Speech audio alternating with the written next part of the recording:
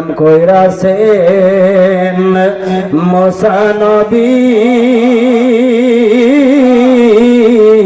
তোর পাহাড় গেলেন চলিয়া ঠিক না বেঠি আরে খোদার নূর পাহাড় জলে মুসা নবী জ্বলে না রে প্রেম তো মরে না মহব্বতে নবীর প্রেমিকেরা দিশে হারা মরণের ভয় করে না প্রেম তো মরে না প্রেম কইরাছেন আয়ুব নবী সর্বঙ্গে কিরাই পরিয়া ঠিক না বেটি নবীরে কি বলছে নবী বলছে ওরে 18 সাল ক্ষীরা খাইলো তবে রহিমা সারল না রে প্রেম তো মরে না মহব্বতে নবীর প্রেমিকেরা দিশে হারাম ভয় করে না প্রেম তো মরে না মহব্বতে বলুন ইয়া রাসূলুল্লাহ। সময় কম, আলোচনা কিন্তু গুরুত্বপূর্ণ, আর মাঝে মধ্যে একটু শানে রাসূল দেই। এই বাড়িতে কিন্তু আমার হেলালদের সাথে দীর্ঘদিনের একটা সম্পর্ক। এই বাড়িতে প্রায় সময় কিন্তু মাইক ছাড়া মিলাদ পড়তে পড়তে কিন্তু ঠিক না বেটি মনের বাইরের সাথে আসলে অনেকেই চায় হুজুর একটু শান টান কিছু কইেন, কারণ নবীর শান বললে সবাই ভালো পা। শান কার? নবীর শান, নবীর মর্যাদা, এটা তো মাত্র শুনতো ঠিক না বেটি। কিন্তু এমন শান বলা যাবে না যে এই শানের সাথে বিয়াদবি হয়, আছে না নাই? বলা ঠিক হবে কিনা এখনো জানি না। দেখবেন বেলা দিয়ে বলে কুল হুয়াল্লাহু আহাদ আল্লাহুস সামাদ, উচ্চারণের ঠিক নাই নাউজুল বলবেন না, মানে ডোলো বাড়িতেছে কলামি আলি দেওয়ালা মিওলাদ ওয়ালা মিয়াকুল্লাহু কুফুয়ান আহাদ, নাউজুল বলবেন না। আল্লাহর কত সুন্দর কোরআন, আর বিকৃতি কইরা কোরআনের আয়াত পর্যন্ত আছে না নাই? তাহলে নবীর শান যদি কেউ বিকৃত কইরা বলে সে হলো বন্ড। আমরা বন্ডদের সাথে নাই, আমরা আহলে সুন্নাত ওয়াল জামাত। আল্লাহর দেওয়া কোরআন, আমার রাসূলের দেওয়া হাদিস, আমরা এই আদর্শের ভিতরে আছি না নাই? বাবারা বাইরে আমার অল্প সময়ে বলার কথাটা আমি গুছিয়ে নিচ্ছি। আমি বলেছিলাম একজন মুসলমানের মহামূল্যবান সম্পদের নাম কি? বলেন তো। আমি শেষ করার পূর্বে একটা কথা শুরু করে নেই। সেই কথাটা হলো, একটা মানুষের কবরে কয়টা প্রশ্ন করা হবে? যারা বলেন কয়টা? আমরা কিন্তু 3টা জানি। জুমার দিন বাবার ভাইরা আমার মসজিদের মধ্যে সময় থাকে অল্প, হুজুররা কত বুঝাইলা কিন্তু অল্প, আছে না নাই? কিছু কিছু বিষয় সংক্ষিপ্ত বুঝাইলে চলে না, একটু ভালো করে বোঝান লাগে, ঠিক না বেটি? ভালো করে বোঝান লাগে না? আপনারা মনে করেন দিচ্ছেন এক কাঁচামালের বাজারে, ওই আলু এত টাকা কেজি, এমুক এত টাকা কেজি, 2-3 মালের কথা বলছে, আপনার সে শিখালাইছেন। আর যদি আপনাকে একটা কম্পিউটারের সফটওয়্যার ইঞ্জিনিয়ার বানাই না বসা, সাথে হাতে পারলে ভাই না কিছু গোছায় গেছে বলতে হবে, তাহলে বোঝা গেছে জিনিসটাও কঠিন, সময় দিয়ে বুঝতে হবে, ঠিক না বেটি? তাহলে আসুন এই সমাপ্তি দিয়ে আমার আলোচনা সমাপ্তি হয়ে যাবে, আমি দীর্ঘায়িত করব না। খারাপ লাগতেছে? কবরের মধ্যে প্রশ্ন হবে 3টা। প্রথম প্রশ্ন হলো মান রব্বুকা।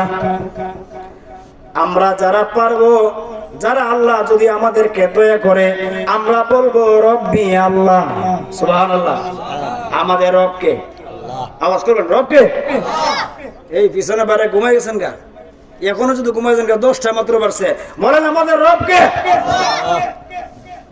এখন যদি ঘুমাই থাকেন ওই সময় লাভবাহিক লাভবাহিক কাম হতো না। হুজুরে কইলে ঠিক ঠিক, হুজুরে যদি কয় এটা ঠিক নেই, এটা ঠিক নেই, আমরা সাথে বই ঠিক ঠিক, কোনটা যে ঠিক এটা হয়ে জানি না, ঠিক না বেটে?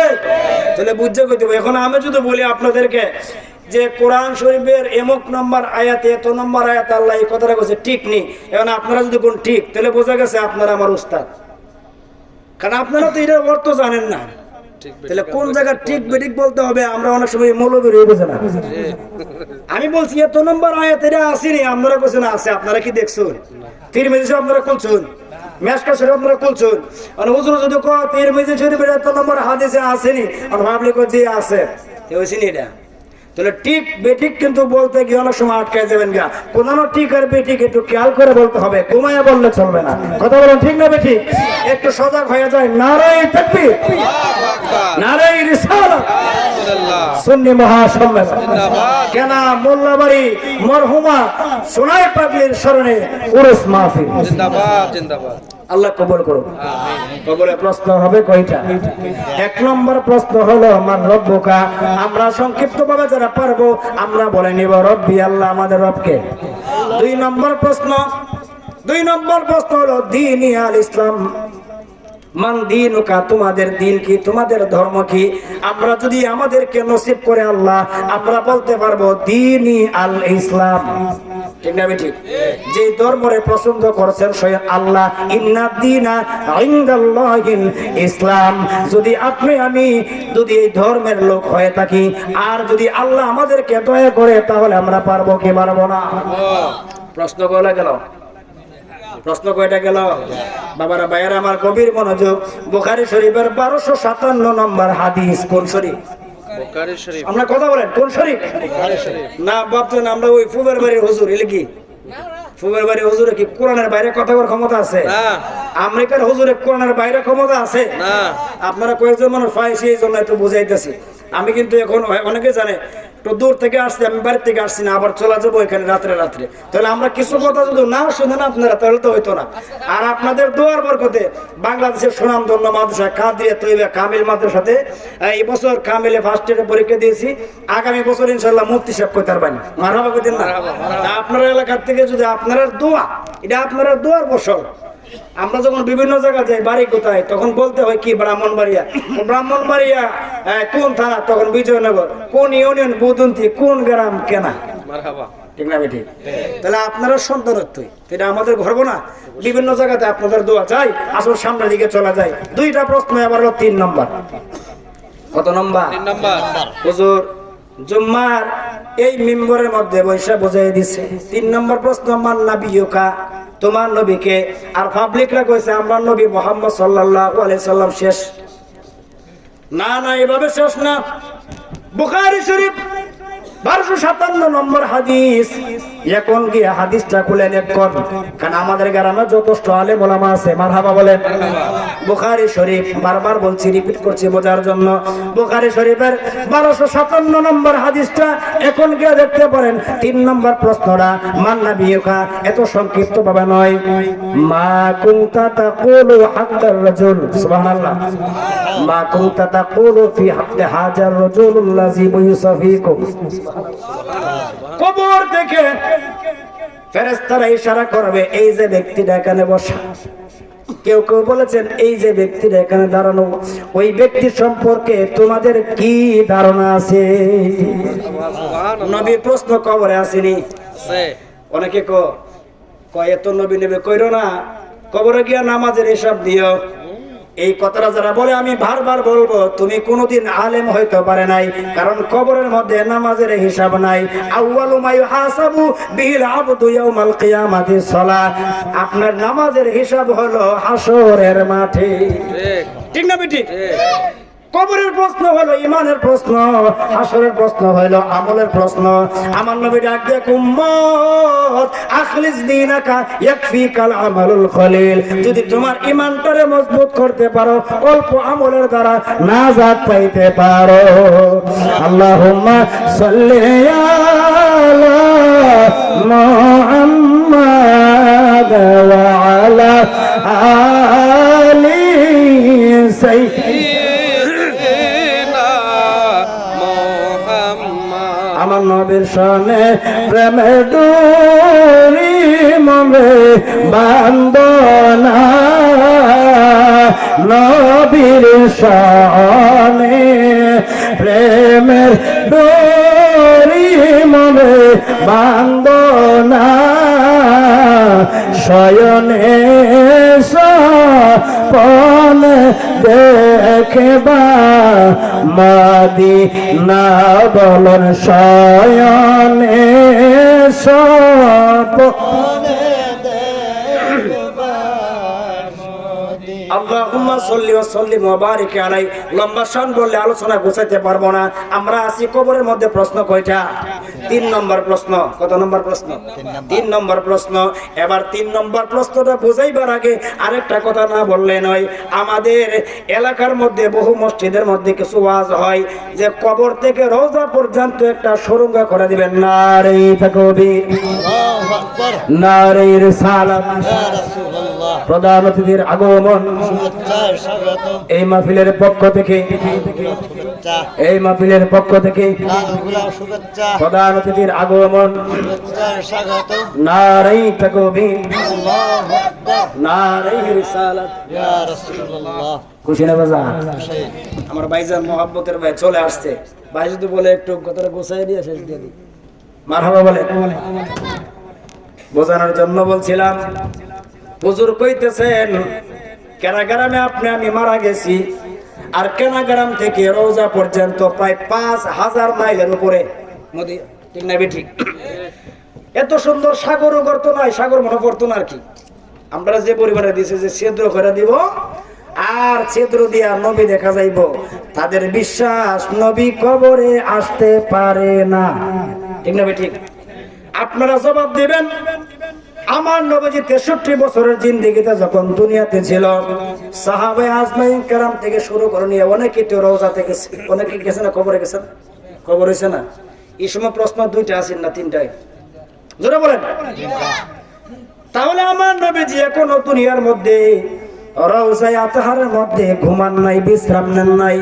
তাহলে প্রশ্ন যদি হয় 3টা, 3 নম্বর প্রশ্ন তুমি বললা তোমার কবর থেকে নবীর রওজা পর্যন্ত সুড়ঙ্গ করে দিব। আমার নবী তো রওজাতেই গেছে না, সুড়ঙ্গ করছিল কোন দিকে দিয়া? ঠিক না বেটি? মৌলবি ধরা খায় যাইব। মৌলবি আমরা বোঝা, আমরা মুসলমানরা বর্তমানে সচেতন, আমরা এত ব্যাকল না। আমরা বিশ্বাস করি আল্লাহর যেহেতু পাওয়ার আছে, আল্লাহর পাওয়ার দিয়া আল্লাহ রাব্বুল আলামিন আল্লাহর বন্ধুরে পাওয়ারফুল বানায় দিয়েছে। সুবহানাল্লাহ। সুবহানাল্লাহ। আল্লাহর ক্ষমতা বুঝো না? এত মনোজনের একটা হেলিকপ্টার, এত বড় একটা উড়োজাহাজ আকাশের উপরে দাঁড়াইতেছে আর যাইতেছে, এই পাওয়ার কে দিছে? বলেন কে দিছে? আল্লাহ। এখনো কি বলা জানি, অনেকে আমরা পিসাবরে আমরা আকাশের ছাদের মধ্যে দেখছি, আছে না নাই? তোমার পিসাবের এত বড় ক্ষমতা, তুমি বিশ্বাস করো? আসেন আমি সামনের দিকে যাই, আলোচনা গোছাইতে হবে। আবার আরেকজন রে বোঝা, কবরের মধ্যে নবীর ছবি দেখাইবো, নাউজুবিল্লাহ বলবেন না? যদি নবীর ছবি দেখানোর ব্যবস্থা থাকতো, পৃথিবীর প্রতিটা মানুষের ঘরে ঘরে আমার নবীজির ছবি স্বর্ণ আকারে আট কইরা রাখতো। তাহলে বোঝা গেছে আমার নবীজি ছবি তোলার অনুমতি দেই নাই, ঠিক না বেটি? এখানেও মৌলবি ধরা খায়া যাইব। দেখবেন যেই মৌলবি বলছে সেই মৌলবি কইব ছবি তোলা হারাম। তাহলে ধরা গেছি নি? আসুন এবার আমার নবী যে কবরে আসতে পারে, এবার হাত দিয়ে বলতেছেন মান হাজা।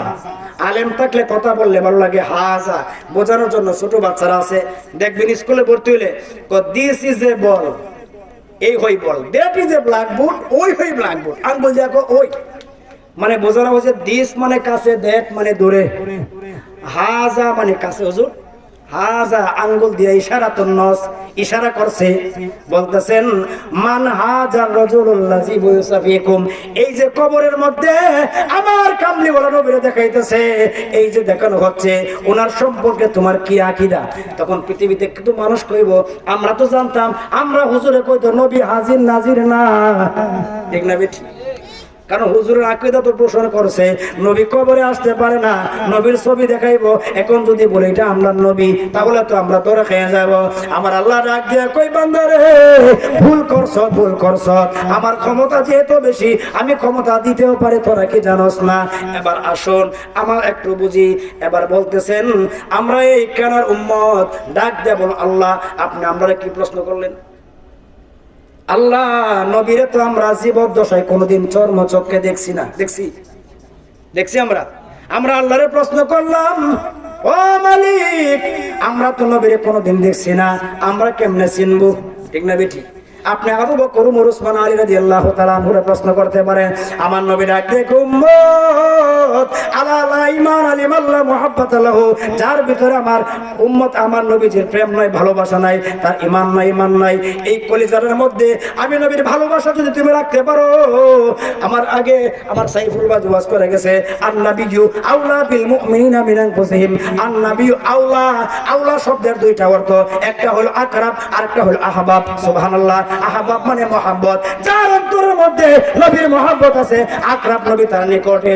আমার আল্লাহ কো আমি পৃথিবীর মুনাফিকের সাথে নবীর রাখি নাই, আমি কাফেরদের সাথে রাখি নাই, ইহুদি নাসারার সাথে রাখি নাই। আন-নাবিয়্যু আউলা বিল মুমিনিনা মিন আনফুসিহিম, আমার নবী প্রত্যেকটা মুমিনের জানের চাইতে নিকটে। আমার নবী ডাক দেখো উম্মত, অন্তরের মধ্যে যদি তোর কামলিওয়ালা নবীজির প্রেম পানি আসতে পারিস, আর ফেরেশতারা যখন বলবো মান হাজা রাজুলুল্লাহ জিবুইসা ফিকুম, তুমি বলার আগে আমি কামলিওয়ালা নবীজি আমার নূরানি দুইটা হাত বাড়ায় বলবো, এটা আমার কেনা গ্রামের উম্মত। নবীজির গোলামের মাওলাজির গোলামের কোনো চিন্তা নাই, চলো নবীজির জান্নাতে মদিনাতে যাই, চলো নবীজির জান্নাতে। আর 2 মিনিট, মাত্র 2 মিনিট শেষ করে দিচ্ছি, গুরুত্বপূর্ণ